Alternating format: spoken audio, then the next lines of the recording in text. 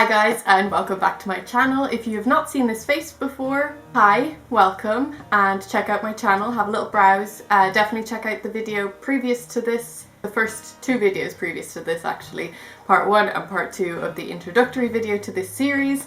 This is the first official video in the series, yay! So those of you who are not subscribed, if you're liking this content or any of my other content, be sure to subscribe and press that notification bell as well. Then you will be notified when I upload a new video. Sometimes the subscriptions don't really work and it doesn't notify you when I upload a new video unless you press the notification bell and click all. I literally just started recording this video. I have been preparing, getting my face all made up because I look a mess, even with makeup I look a mess, so sorry. And I've literally just started and Amber was sleeping and now she has woken up. Yay! Okay, so you can tell by the video title, this is going to be focused on depression and the signs of depression and how you can know whether you're having more than just a bad day or, you know, a bad moment, bad week, bad month, whatever, or whether you should go and see your GP or back to your therapist or back on medication, depending on your situation. These are signs that I myself see in myself, and those are signals for me to go back on medication, go see a therapist, speak to the GP. So I just thought I would share them and see if this helps you guys out at all. I hope it does. I'm sure if you guys have clicked this video, then you have asked this question of yourself before. I'm sure loads of people have. I know I definitely did before I was diagnosed, and since then as well, when I check in on myself, I ask myself, you know, am I depressed? Is it depression or is it just a bad moment, bad week? One signal is definitely if nothing is going on and you're feeling this way, then it's guaranteed to be depression. If something is going on in your life that is triggering this emotion, it still could be depression, but it could just be all due to this trigger, whatever it may be. So obviously I can only advise you on based on what I know, and if you're asking yourself the question, it's probably best that you go see the GP, just to be sure.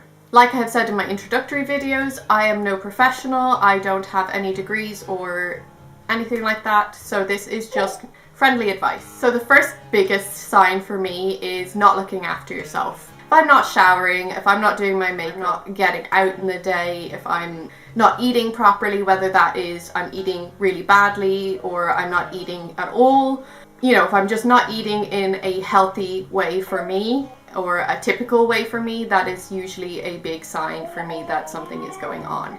Everything just feels like a massive chore, simple tasks. All I want to do is stay in bed all day. On that note, the second sign is thinking in escapism terms.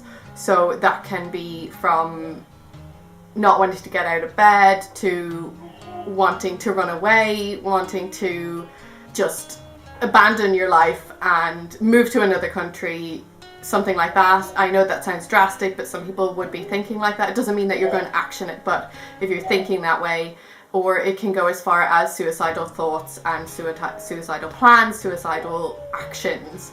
So it's on a spectrum there. So you've got, I don't want to get out of bed, I want to go back to bed, to I don't want to live, I want to end my life. There is definitely a good portion of people who, when they have a very stressful time in their life, when something very stressful is going on, all they want to do is avoid that stressor. If there's nothing actually stressing you and you feel like that, that's a very, very strong signal. Just because there is a stressor doesn't mean that it isn't depression, but it just makes it a little bit harder to detect whether it is depression or not. Again, I've sort of covered this one, but number 3 is everything takes a lot of effort. Everything you have to do, the best way I describe it actually is you feel like you're walking through treacle. When I feel like this, it just feels like it sounds dramatic, but every step takes a lot of energy. I feel like I'm weighed down with something. That's how the day to day would feel like for me. To put this into a depressive perspective, it's not just certain things that feel like that. It will feel like everything feels like that. Even things that you normally would be happy to do or enjoy, they will take a lot of energy and you might choose not to do them. The next one, number 4, is procrastination. You're procrastinating, and everyone does it. Everyone procrastinates to some extent. Some people are worse than others. I'm definitely one to procrastinate whether I'm in a depression or not, but when it gets to a point where it's starting to catch up with me, it's starting to, really have an impact on my life, that's when I know that it's more than just me being simply procrastinating. Yeah, if you are procrastinating to a really severe extent, that's a pretty strong indicator that you are struggling with depression, among all of the other symptoms that I'm going to say. And I'm going to leave a link in the description of a couple of websites that tell you signs and symptoms of depression, like in more broad aspects, in more detail, so that you can kind of see if you've got some of these symptoms and what I'm telling you here as well. Definitely, I'm sorry, Amber's awake. Definitely make an appointment with your GP. The final one, sign number 5, and the most important one, and the one that is just a very clear sign, is that it is impacting your life. Lots of different things. It's impacting your work life, it's your social life, your relationships, your children, your family. It would need to be impacting at least 2 areas in your life to a sort of mild to moderate extent for it to be considered a mental illness. If it's not having a drastic impact on your life, but you are, feeling these emotions or whatever, then they are probably typical emotions. That is the difference between a mental illness and a typical normal feeling.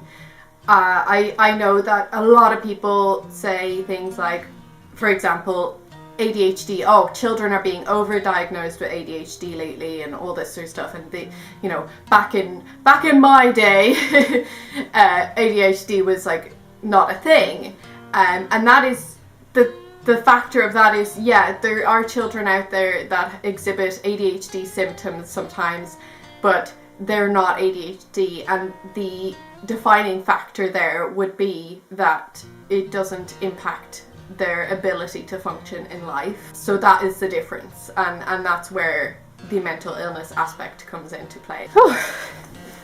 Yeah, okay. Now, hi guys. She's joined me.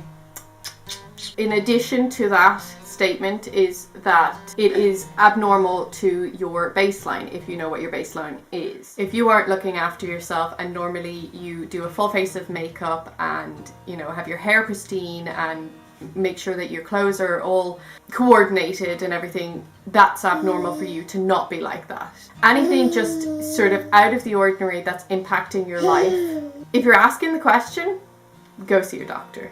My main point is, if you have changed in yourself and it's having a significant impact on multiple areas in your life, there is probably an underlying issue there, and that you should go see your GP or whoever else might handle it for you. GP is the first port of call if you have not seen a professional before. So if you've never been diagnosed with anything, if you've never seen a mental health professional, if this is something completely new and unknown to you, I would recommend that you say to yourself now that promise yourself that you are going to go see somebody to tackle this issue, because the longer you leave it, the worse it will get. I will recommend that you confide in somebody close to you, whether that's a family member or a friend, somebody that you feel like might understand your issues. Ask them if they can accompany you to the doctor's appointment. Reaching out to a professional for help with mental health issues, especially with depression, I have found that it can be very daunting. You don't want to really go into that alone. Sometimes you can make the decision, right, I'm going to do it, I'm going to speak to somebody, this is definitely getting too much now, and then the next day or a couple of days later when the appointment comes around, you can change your mind. If you get somebody to accompany you and you speak to somebody else in your life, it kind of makes you accountable for what you have to do next. On the topic of somebody joining you as well, just because they're accompanying you to the appointment doesn't mean that they have to go into the room with you. If you don't want them to go into the room with you, that is totally fine.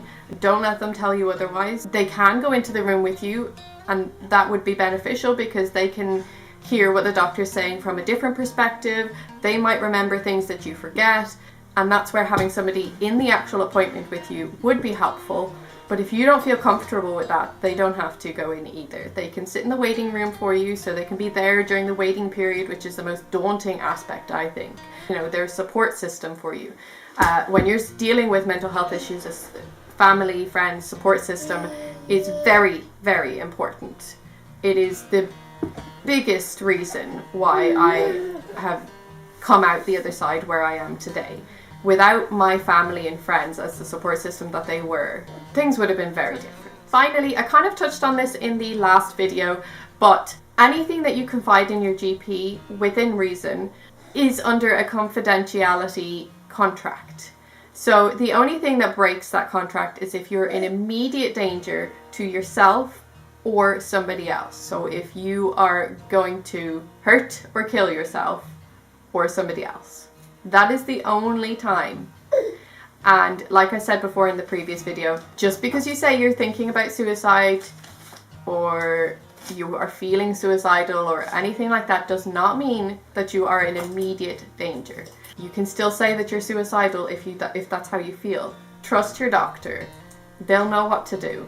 Okay, I hope you enjoyed, and if you did, press that like button, share it with anybody you think might find this information useful. Let me know if it has been helpful for you guys, and put your own experiences down in the comment section as well. So if you guys have specific signs that, you know, you're like, oh, okay, this sign, this means that I am definitely going to go and speak to my therapist again, or anything like that, any videos you want me to create, comment down below. And that's everything for today's video. I hope it was beneficial to you guys, and I hope you guys have a lovely day, lovely week, and I will see you in the next video next Sunday at 7 p.m. GMT. Okay, bye guys. Amber, say bye. Bye guys. Bye bye.